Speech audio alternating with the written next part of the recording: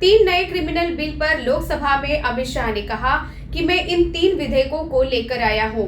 आपने उन्हें स्थायी समिति को भेजने की मांग की थी। समिति ने उसमें कई संशोधन करने की अपील की थी, इसलिए मैं वो तीनों बिल वापस लेकर नए बिल लेकर आया हूं। भारतीय नागरिक सुरक्षा संहिता में पहले 485 धाराएं थी, अब 531 धाराएं होंगी। शाह ने कहा, नए कानून में अब पुलिस की भी जवाबदेही तय होगी। पहले किसी की गिरफ्तारी होती थी तो उसके परिवार के लोगों को जानकारी ही नहीं होती थी। अब कोई गिरफ्तार होगा तो पुलिस उसके परिवार को जानकारी देगी। किसी भी केस में 90 दिनों में क्या हुआ, इसकी जानकारी पुलिस पीड़ित को देगी।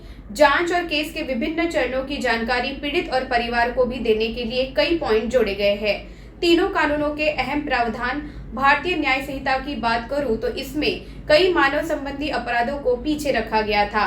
रेप के मामले, बच्चों के खिलाफ अपराधों को अभी आगे रखा गया है।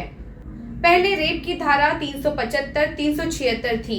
अब जहां से अपराधों की बात शुरू होती है उसमें धारा 63 और 69 में रेप को रखा गया है। गैंगरेप को भी आगे रखा गया है। बच्चों के खिलाफ अपराध को भी आगे लाया गया है। मर्डर 302 था, अब 101 हुआ है। गैंगरेप के आरोपी को 20 साल तक की सजा या जिंदा रहने तक जेल। किडनैपिंग 359, 369 था, अब 137 और 140 हुआ। ह्यूमन ट्रैफिकिंग 370, 370A था, अब 143, 144 हुआ है।